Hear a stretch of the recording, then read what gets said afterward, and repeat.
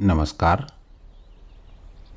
आज मैं बौद्ध के बारे में अपनी अंतर्दृष्टि साझा करूंगा। अगले वीडियो में मैं खेल खेल में बौद्ध के बारे में चर्चा करूंगा। तीसरे और अंतिम वीडियो में मैं बौद्ध की परतें, बौद्ध की गहराई के बारे में अपनी अंतर्दृष्टि साझा करूंगा। दुनिया के सभी प्रबुद्ध गुरुओं ने बार बार हमें बौद्ध सिखाया है और इसमें भी 20वीं सदी में सभी प्रबुद्ध गुरुओं ने बौद्ध पर जोर दिया है। यूरोप में जॉर्ज गुरजिएफ ने रुक जाओ की कसरतें और बोधपूर्ण नृत्य के माध्यम से स्वबोध सिखाया। दुनिया भर में जिद्दू कृष्णमूर्ति चुनाव रहित बोध की बातें बार बार करते थे। महर्षि रमण ने चुपचाप बैठ के मैं कौन हूँ पूछने के लिए साधक को कहते थे ताकि साधक स्वबोध में जा सके। ओशो ने अपने सभी ध्यान प्रयोग और प्रवचन में स्वबोध की बात किया करते थे। सभी जैन गुरु साधक को अपना मूल चेहरा खोजने के लिए कहते हैं।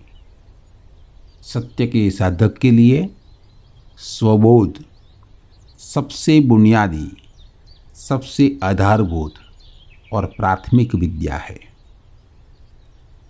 अतीत में उपनिषदों ने हमें सत्य, प्रकाश और अमरता का बोध प्राप्त करने की प्रेरणा दी है। जरथुस्त्र हमें अहुरमजद का प्रज्ञान बोध के साथ सुविचार, सद्वाणी और सत्कर्म से आत्मसात करने को कहा।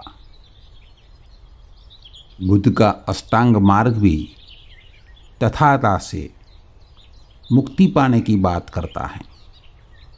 ताओवादी गुरु जो मानते हैं कि सत्य कहा नहीं जाता, वह भी दृष्टा के लिए प्रयासरत रहते हैं जो साक्षी में विलीन हो जाता है। तिब्बती लामा अवलोकितेश्वर में स्थिर होने के लिए समत्व का अनुपालन करते हैं। साधक के लिए यह जानना महत्वपूर्ण है कि बौद्ध क्या है।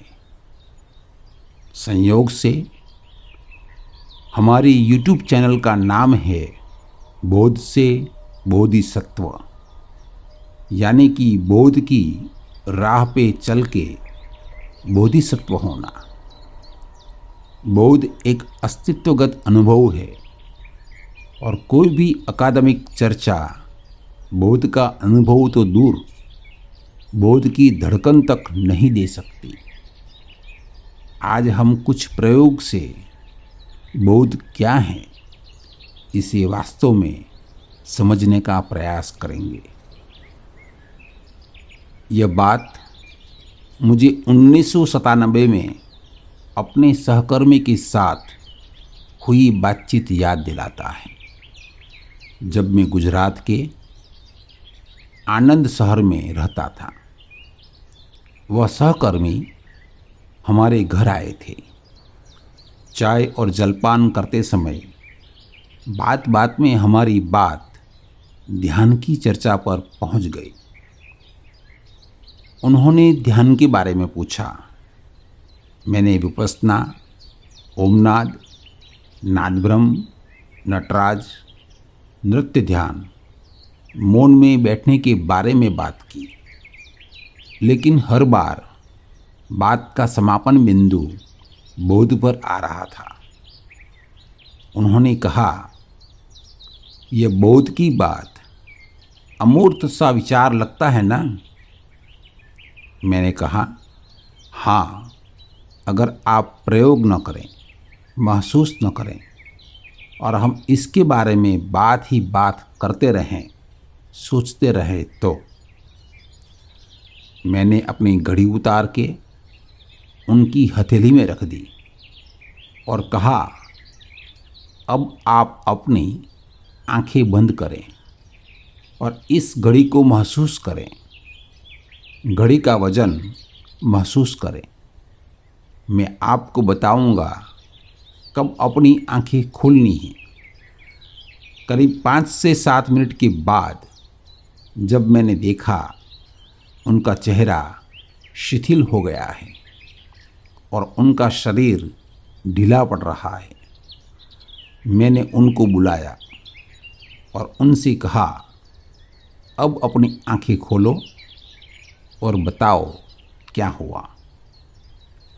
तब उन्होंने कहा, ओह, घड़ी का वजन महसूस करते करते मैं भूल गया कि हम किस बारे में बात कर रहे थे। मैं शुरू में घड़ी को महसूस करना सोचता था और मन ही मन मजाक उड़ाता था, लेकिन धीरे धीरे मैंने उसका वजन महसूस करना शुरू किया।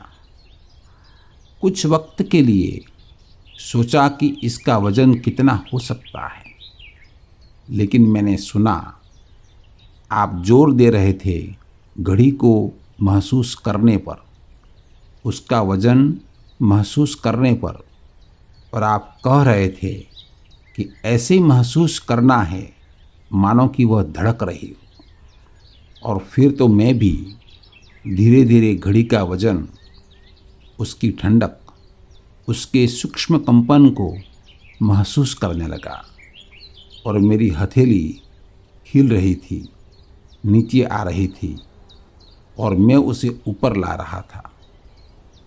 मुझे मेरी हथेली के बीच में कुछ सनसनी महसूस होने लगी।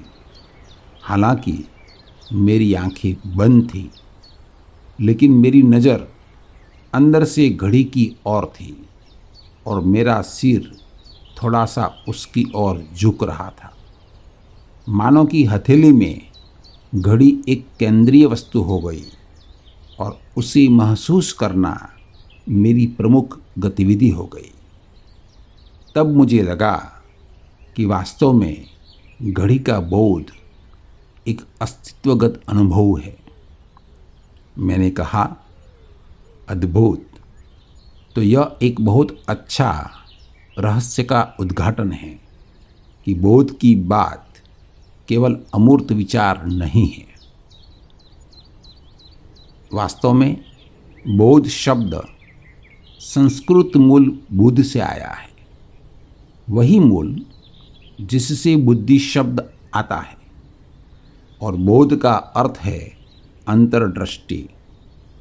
इसका अर्थ है जागना या जागा हुआ होना, सचेत होना, चेतन होना या चैतन्य, अनुभव करना, बोध होना, जागरूक होना या जागरूकता, किसी की ओर सचेत होना, कुछ महसूस करना या अनुभूति, किसी चीज़ से जागृत होना, निरीक्षण करना या अवलोकन, अवधान रखना, किसी चीज़, वस्तु या व्यक्ति पर ध्यान देना या ध्यान। आप में से कुछ लोगों को याद होगा कि ध्यान सरल भी सहज भी के विषय पर चर्चा करते समय हमने साधक के लिए आंतरिक तैयारी के रूप में 3 शून्यता की बात की थी। ये 3 शून्यताएं थी: शरीर की शून्यता, मन की शून्यता और भाव की शून्यता। और तीनों के लिए सूत्र एक ही था, बोध। शरीर का बोध, शरीर की शून्यता के लिए विचार का बोध, मन की शून्यता के लिए भाव का बोध, भाव की शून्यता के लिए। उस चर्चा को ताज़ा करना प्रासंगिक होगा। शरीर के तल पर बोध का अर्थ है उठते समय, चलते समय, बैठते समय, सोते समय जो भी हम करते हैं हमारी दैनिक गतिविधियों में शरीर को सही बोध के साथ देखना। मन के तल पर बोध का अर्थ है अपने सभी विचारों का निरीक्षण करना। हो सकता है कि शुरुआत में हम कुछ मिनटों के लिए यह देखने के लिए समर्पित रूप से बैठें कि हमारे मन में क्या चल रहा है। फिर हम अपने दैनिक क्रियाकलापों में अपने भीतर जो भी विचारों की धाराएं चलती हैं उसका अवलोकन करते रहें, बिना किसी विचार को अपना माने। भाव के तल पर बोध का अर्थ है भावनाओं का अवलोकन करना। शुरू में हम दिन में मन को सभी भावनाओं से मुक्त करने के लिए कुछ समय निकाल सकते हैं, या साप्ताहिक या पखवाड़े में एक बार ऐसा अभ्यास कर सकते हैं। फिर हम 24 घंटे अपनी सभी भावनाओं का अवलोकन करते रहें, बिना किसी भाव को अपना माने। तो यह हमारे शरीर, मन और भाव के तीनों तल पर बोध का सबसे बुनियादी अनुभव है। बोध की गहराई में जाकर बोध की विभिन्न परतों को समझने के लिए संबंध के विभिन्न प्रकार को समझना सबसे आसान तरीका है। मार्टिन बुबर कहते हैं कि अक्सर हम दो प्रकार के संबंध बनाते हैं, मैं और यह, और मैं और तू। उनका कहना है कि जब हम वस्तुओं को पसंद करते हैं, वस्तुओं से प्यार करते हैं, तो यह संबंध का मैं और यह प्रकार है। लेकिन जब हम किसी जीवित व्यक्ति के प्रेम में होते हैं तो यह संबंध का मैं और तू प्रकार है।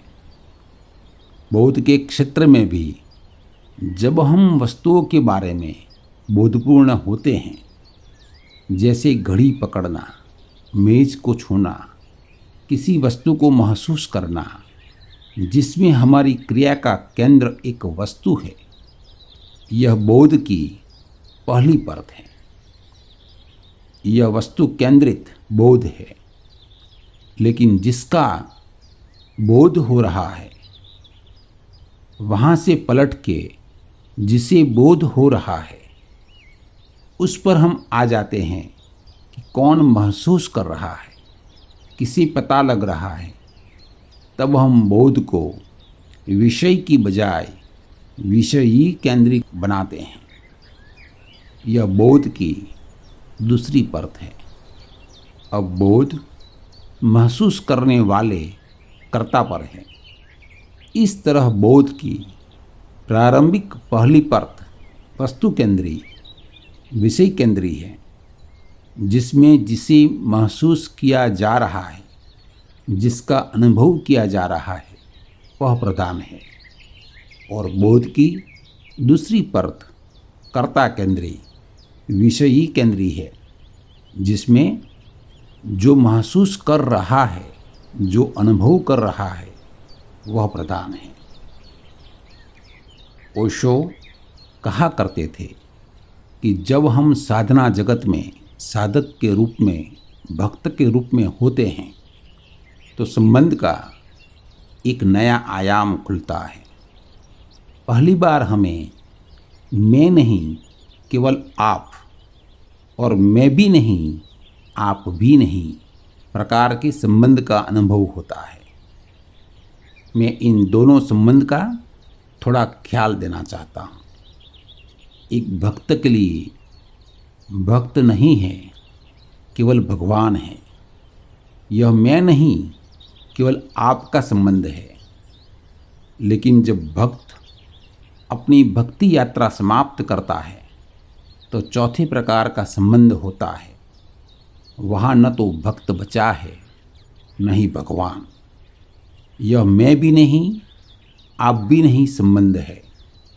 जब हम न तो वस्तु या विषय उन्मुख होते हैं, न तो हम कर्ता या विषयी उन्मुख होते हैं, लेकिन हमारा बोध केवल दोनों को देखने में होता है। महसूस की जा रही वस्तुओं से अलग और वस्तु को महसूस करने वाला विषय से भी अलग, केवल पर्यवेक्षक बनकर दोनों को देखने वाले होते हैं। तब यह बोध मैं नहीं, केवल आप किस्म की संबंध जैसा तीसरी परत का होता है, जहाँ पर्यवेक्षक को कर्ता अनुभव करने वाले से भी थोड़ा ऊपर आदर में रखा है। अनुभव करने वाला मैं को नकार दिया जाता है और उससे भी ऊपर का दृष्टा आदरणीय होता है। हमारे भीतर दृष्टा का, पर्यवेक्षक का यह गुण हमारे बोध को तीसरी परत पर ले जाता है, और जब वह दृष्टा भी साक्षी में मूल चेहरे में विलीन हो जाएगा, तब बोध की परम परत, चौथी परत, जैसे संत कबीर कहते हैं ना, समुद्र समाना बूंद में, यानी भगवान रूप सागर भक्त रूपी एक बूंद में समा गया, जो कि बचा ही नहीं। यह मैं भी नहीं और आप भी नहीं संबंध जैसा बोध का शिखर है। बोध की इस परतों को हमारे अनुभव के सभी तलों पर लागू किया जा सकता है, चाहे वह शरीर हो, मन हो या भाव हो। अगर हम अपने बोध को न केवल अपनी जागृत अवस्था में, बल्कि अपनी स्वप्न अवस्था में और सुषुप्ति, सोने की अवस्था में भी बढ़ा सके, तो हम अपनी तुरिया अवस्था में, यानी चौथी अवस्था में, जिसे मैं जागृत चैतन्य कहूँगा, उसमें प्रवेश करते हैं। हमें न केवल बोध से परिचित होना है, बल्कि हमें बोध को अपनी सभी ज्ञात और अज्ञात परत में, ज्ञात और अज्ञात शरीर में, ज्ञात और अज्ञात अवस्था में आगे बढ़ाना चाहिए। बोध विशुद्ध रूप से प्रायोगिक अनुभव और अनुभूति का विषय है। भविष्य के वीडियो में हम इस पर गहराई से चर्चा करेंगे। अभी के लिए मैं केवल एक प्रार्थना के साथ रुकना चाहता हूँ। बोध को उभरने दे, बोध को पनपने दे, और हम सब साधक की बोध से गहरी दोस्ती हो। अगले वीडियो में मैं बोध से परिचित होने के लिए कुछ खेल, कुछ प्रयोग साझा करूँगा। इस वीडियो को सुनने के लिए आपका बहुत बहुत धन्यवाद।